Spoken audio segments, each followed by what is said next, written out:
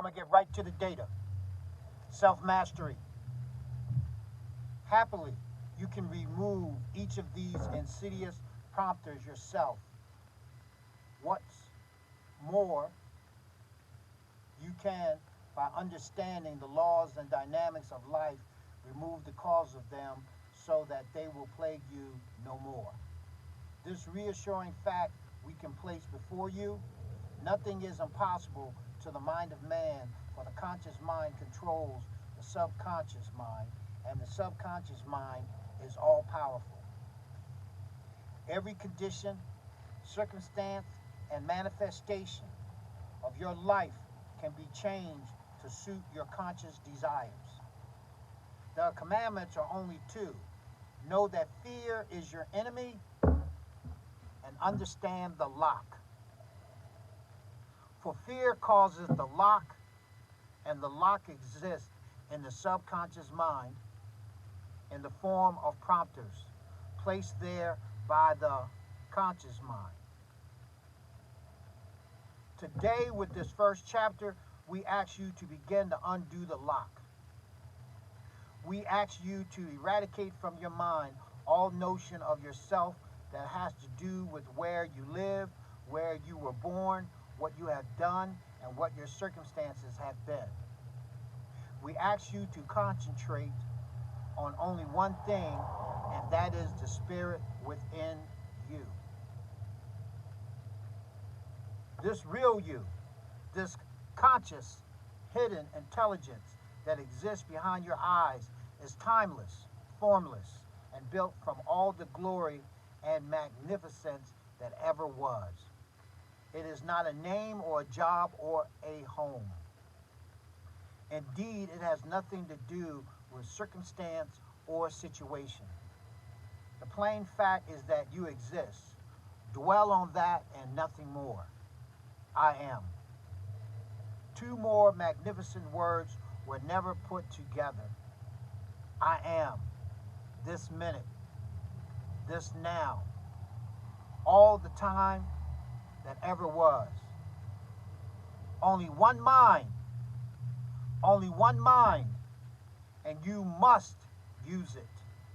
You are pure spirit cast into human mold as a manifestation of divine intelligence existing this little while on earth to help carry on the divine plan.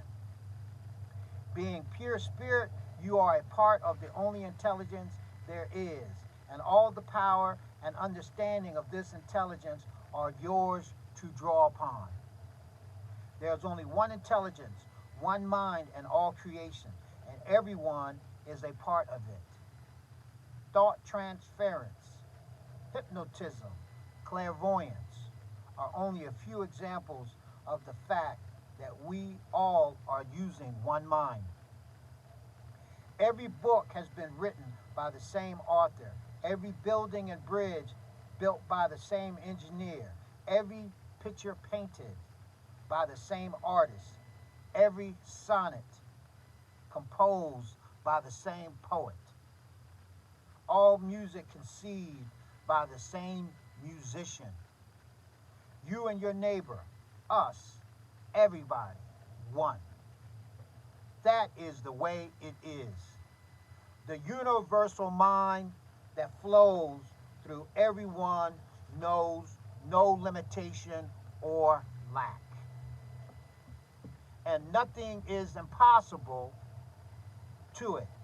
Its great dominant characteristics is creativeness, since it is all knowledge and all substance and all power. Indeed, the only thing it does is create. And it creates exactly what the mind of each individual person thinks into it. Let me say that again, even if I just look at these videos. And it increases exactly what the mind of each individual person thinks into it. And it creates exactly what the mind of each individual person thinks into it. Now we are not discussing something that you can either use or not use as you see fit. We are discussing something that you use every day of your life that you can't help using because it is a part of you. In fact, it is altogether the real you.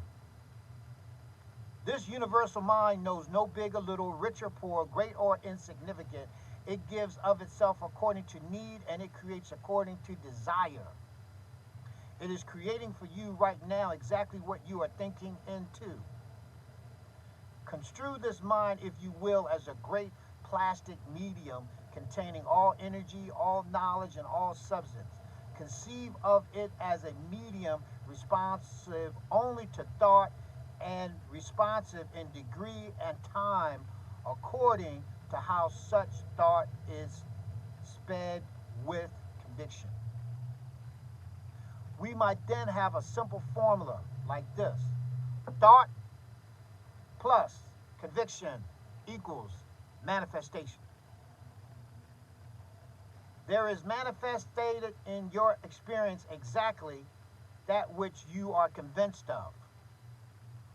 However, even though our conscious minds desire success, if our subconscious prompters believe it to be impossible, then our emotional thought is all aimed at failure, and failure will result. The lock that forbids achievement and happiness is the existence in the mind of subconscious prompters that make automatons out of free persons. Exposing the subconscious. Thought hypnotism as a science is in its infancy. It illustrates perfectly the remarkable power of the subconscious mind and how it operates entirely by suggestion. The hypnotist, through his methods of putting the conscious mind to sleep, simply removes the control which the conscious mind exerts over the subconscious mind. The patient, when under hypnotic sleep, acts on every suggestion of the hypnotist as if it were true, for the hypnotist has now taken the place of the conscious mind. The hypnotist says, "You have no feeling in your right arm," and forthwith the patient has no feeling in his right arm. So deep, in fact, is this anesthetic that it far outdoes any drug known to science. The hypnotist may say to the patient, "When you wake up, I'm going to count to 10. As I count, you will gradually lose your hearing, so that when I get to 10, you will be able to hear nothing at all. When I start counting backwards from 10, you will gradually regain your hearing, so that when I arrive at 1, your hearing will be fully restored." This is post-hypnotic suggestion.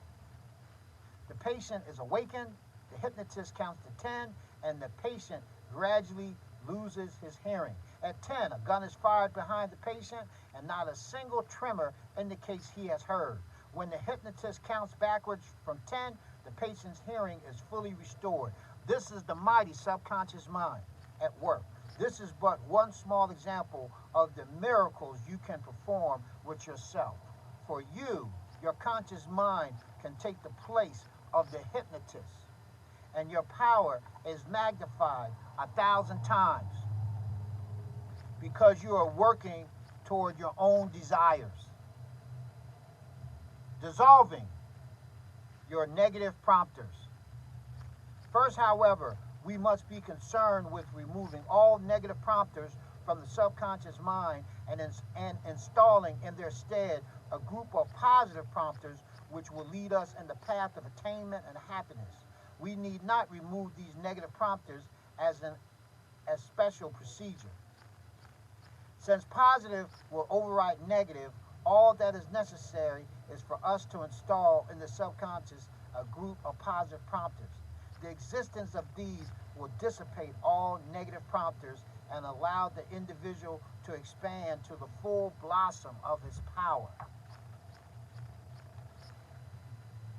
For example, if you are consistently sick, it is a long way toward recovery to search the subconscious mind for the prompter that is causing your sickness. Rather, it is best to install a prompter that says it is natural to be well, that health and vigor are birthrights of mankind, that you exist in a spiritual medium that is perfect, and that your body as a manifestation of this perfect medium is perfect also. Once this positive prompter is thoroughly installed in the subconscious, the negative, sick prompter will wither and disappear. It is, of course, a great aid in this therapy to understand the origination of all negative circumstances in your life. Let me say it again because I need to hear this.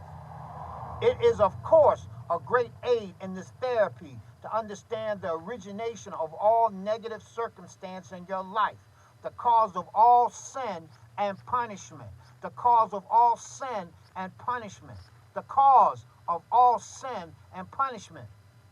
For heaven and hell are within you, and reward and punishment are simply cause and effect in your use of the great spiritual laws that govern all life. Refer back to the Kabbalion, the three initiates. I'm on it. My time is good. Tomorrow, intuition.